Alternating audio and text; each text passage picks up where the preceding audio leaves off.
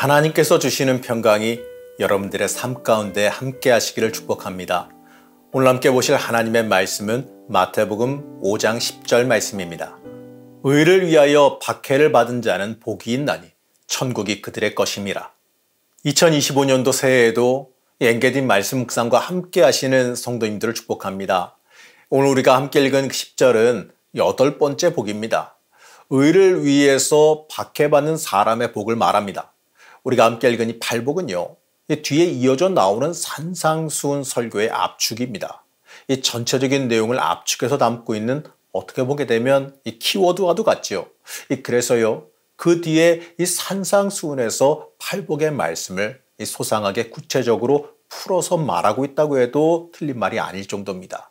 그렇기 때문에 우리는 이 뒤에 나오는 산상수훈의 구조를 살펴볼 필요가 있습니다. 산상수훈은 8가지 복에 대해서 말하고 또 11절부터 8복에 대해서 설명을 시작합니다. 8복의 내용을 지켜 행하는 사람은 복이 있고 하늘에서 상이 크기 때문에 기뻐하라 이렇게 말하지요. 그리고 이 복이 있는 사람의 삶을 살기 위해서 세상적으로 어려움도 감당할 수 있어야 한다고 말합니다. 세상적으로 욕을 먹을 수도 있고 박해를 받을 수도 있고 모든 악한 말을 들을 수도 있어요. 그럼에도요. 그러한 일을 당할 때 오히려 복이 있음을 기억하고 기뻐해야 한다고 말합니다. 그러면서 바로 13절부터 이어지는 말씀은요. 세상의 빛과 소금이 되라고 말씀합니다. 세상에 그리스도인으로서 예수님의 빛된 역할을 해야 되기 때문에 예수께서 주신 새 계명을 지켜야 됨을 말씀해요. 그러면서 이어지는 말씀은 바로 예수께서 자신은 율법을 완성하러 왔다라고 말씀하십니다. 이 과거의 율법을 폐하고 새로운 율법을 말하려고 하는 것이 아니에요. 지금 나온 새 계명이 과거의 율법의 연장선상에 있습니다. 바로 구약에서 말하는 그 메시아가 예수십니다라고 하는 것을 말하는 거예요. 율법의 완성자로 오시는 그리스도시라는 것을 말씀하고 있는 겁니다. 지금 예수께서 말씀하시는 새 율법이 옛 계명을 더 완전하게 만들어줍니다. 그러면서 더 강화된 새 계명을 말씀하지요. 또한 그 이후에 어떻게 살아가야 될지를 여러 가지 구체적인 가르침으로 하나하나 가르쳐주고 계시는 겁니다. 새 계명을 어떻게 실천해야 되는지 소상히 말씀해 주시고 있지요. 이 산상수훈은 새로운 계명을 과거의 옛 계명에 더해주면서 하나님의 틀 안에서 완전히 살아가라라고 하는 것을 말씀합니다. 그러면서요. 어떻게 지켜야 하는지를 아주 우리에게 소상하게 잘 설명해 주고 있습니다. 오늘의 말씀은 8번째 복인 의를 위하여 핍박을 받은 사람의 복, 바로 이 말씀을 살펴보겠습니다. 여기서 말하는 의, 이 의로움, 이건 뭘까요? 우선 이 의는요. 디카이오스네스라고 하는 단어인데 정의, 의, 공의, 정당성, 옳음, 의로운, 정당한 이러한 사전적인 의미를 지닙니다. 그렇다면 무엇이 옳고 그렇고 정당한 일일까? 이건요. 이 뒤에 박해라고 말하고 있는 이 대두영맨 호이라고 하는 단어의 뜻을 살펴보면 잘 알 수가 있습니다. 바로 급하다, 갈망하다, 박해하다, 추구하다 이런 뜻이에요. 이 문장에 맞는 다른 말로 의역해 보게 되면 갈망하는 것을 추구하기 위해서 박해를 받다 이러한 뜻으로 해석할 수가 있습니다. 우리는요. 이 땅을 살아가면서 무엇을 갈망하며 살아가야 될까요? 이 무엇을 갈망하기 위해 무엇이 우리의 삶에 정당하고 옳고 의롭길래 이것을 갈망하기 위해 빠르게 이루기 위해 고난과 박해를 감당해야 될까요? 여기서 말하는 의는 단순히 세상적인 의의가 아닙니다. 이 세상적으로는 남을 위해서 희생하는 사람을 가리켜서 말하기를 의롭다, 의인이다 이렇게 말해요. 하지만 여기서 말하는 의의는 이 단순히 세상적인 기준에서 말하는 남을 위해 자신을 희생한 사람이다. 이렇게만 할 수는 없는 거지 않습니까? 이렇게만 말할 수는 없는 거예요. 예수께서 말씀하신 것은요. 단순히 세상에서 말하는 그런 의로움에 그치지 않습니다. 예수께서 말씀하셨을 때는 세상을 기준으로 말씀하시지 않으셨어요. 예수님의 그 설교의 기준은 하나님이에요. 이게 중요합니다. 여기서 말하는 의는 바로 하나님의 의이기 때문입니다. 하나님의 의는 이 세상을 하나님의 뜻대로 돌아가게 만드는 겁니다. 이 땅에 하나님의 나라가 만들어지게 하는 겁니다. 이걸 이루기 위해서 우리는 고난과 박해를 기쁨으로 감당해야 됩니다. 자, 그러면 어떻게 해야 우리가 하나님의 나라를 이 땅에 이루어지게 할까요? 하나님의 말씀을 우리가 실천하면 되겠지요.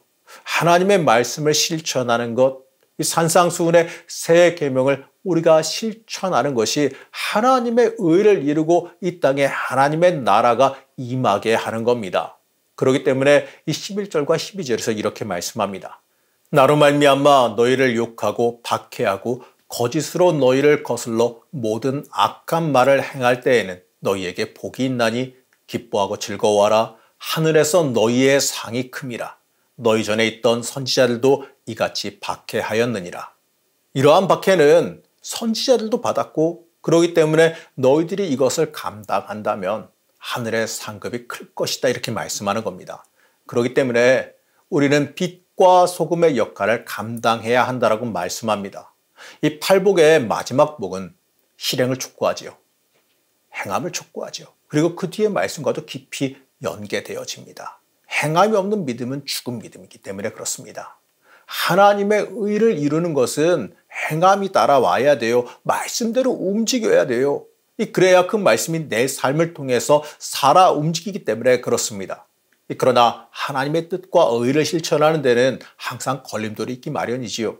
바로 하나님과 반대되는 그 무리들이 그것이 쉽게 실행되게 내버려두지 않는다는 것 때문입니다. 그렇기 때문에 이 자연스럽게 하나님의 뜻과 의를 실천하는 사람들에게 핍박이 따르기 마련이라는 거예요. 하지만 그 핍박에 굴하지 않고 하나님의 의를 계속해서 실천할 것을 말씀하고 있습니다. 여러분, 우리는 그리스도인이에요. 우리의 삶의 이유와 목적이 무엇입니까? 우리는 하나님의 나라가 이루어지게 하는 목적을 가지고 살아가야 돼요. 그렇기 때문에 이 말씀대로 살아가면서 핍박이 다가온다면 무서워하거나 두려워하지 말아야 됩니다. 말씀대로 살아가는데 이 핍박이 다가온다면 내가 가는 하나님의 길이 바르게 가고 있다는 것을 증명하는 것입니다. 그렇기 때문에 오히려 믿음으로 승리할 수 있어야 돼요. 자, 그러면요, 이러한 의를 위해서 핍박받는 사람의 복은 무엇일까요? 말씀에서는 천국이 저희 것이다 이렇게 말씀합니다. 이걸 원문으로 직독해서 해석해 보게 되면 하늘의 왕국, 나라가 그들에게 올 것이다 이렇게 해석해서 볼 수 있습니다. 그리고 헬라어가 가지는 이 이중적인 의미로 살펴보게 되면요, 하늘의 왕국, 하나님의 왕국, 그 나라가 오게끔 만들어야 한다라고 바꿔 말할 수가 있습니다. 하나님의 말씀을 지켜 행하는 사람, 하나님의 말씀이 이 땅을 지배하게 만드는 사람들은 하나님 나라의 그 천국의 주인이 될 것이고 이 땅의 하늘의 나라가 이 땅에 임하게 만들어주는데 큰 역할을 하게 될 겁니다. 사랑하는 성도 여러분, 하나님을 위해서 핍박받는 사람은 하나님께서 사랑하시는 사람임을 잊지 말아야 됩니다. 하나님을 위해서 내가 무엇이기에 핍박을 받습니까?